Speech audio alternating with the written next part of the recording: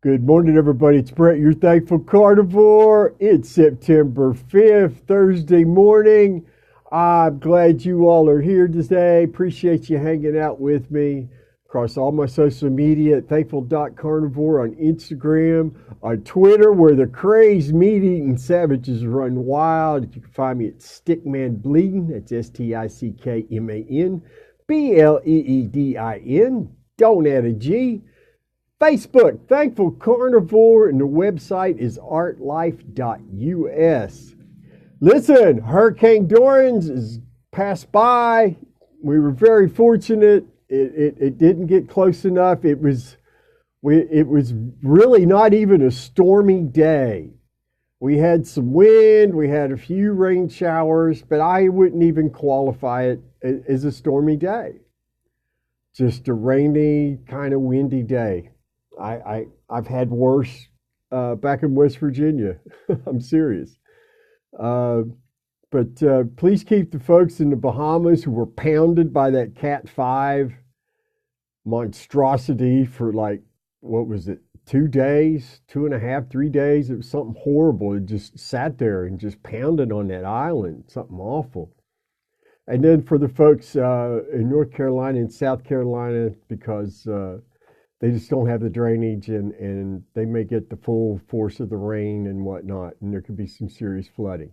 So let's send some good thoughts for those folks. Listen, I want to share some things that's been going on. I haven't been sleeping like I'd like. I get 4 good hours and then I'll wake up and have to go to the bathroom and or have a lower leg cramp. And this has been going on for a while. I've been adjusting the magnesium. I increased my salt intake. I don't think it really has that much to do with it. I think it's stress related because I've had these myriad of things going on. I mean, my father's illness is a very stressful situation. I recently had to counsel somebody through a very difficult situation that was extremely stressful. I'm not at liberty to discuss the details of that except to say there was a positive outcome. And then you throw on top that there's been this crazy hype about this hurricane. And the fact, yes, the Category 5 storm is something to be feared. You know, the worst I've been in is a Cat 2. So I can extrapolate the awfulness. And, you start thinking about things like, what are we going to do if the home's flattened? What are we going to do? Because the Cat 5 storm, all bets are off. There's no buttressing for that.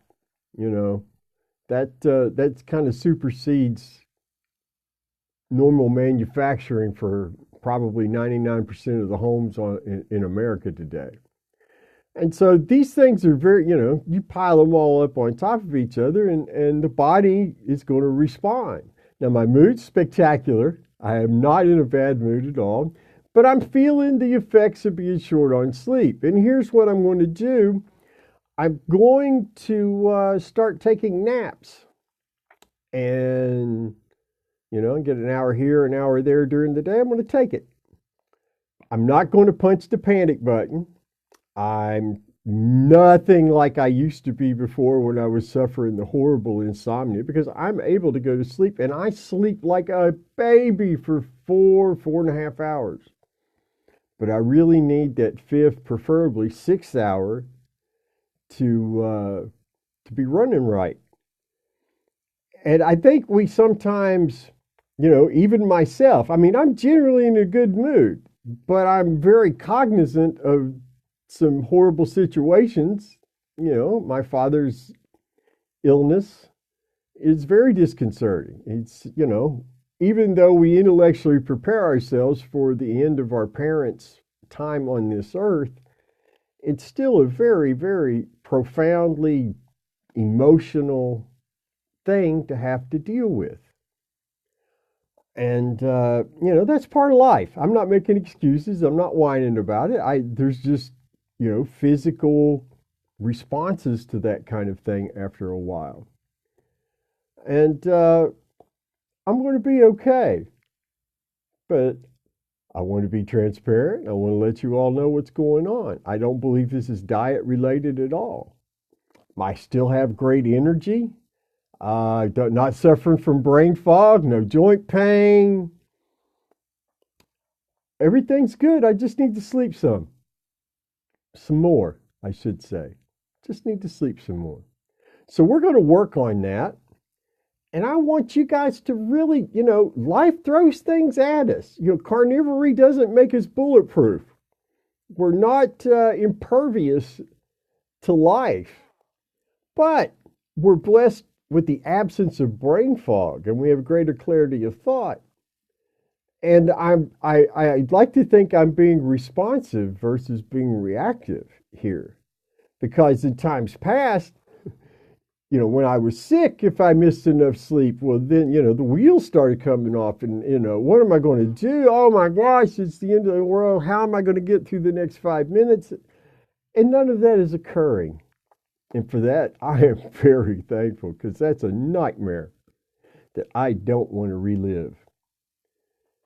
Pay attention to what your body's telling you.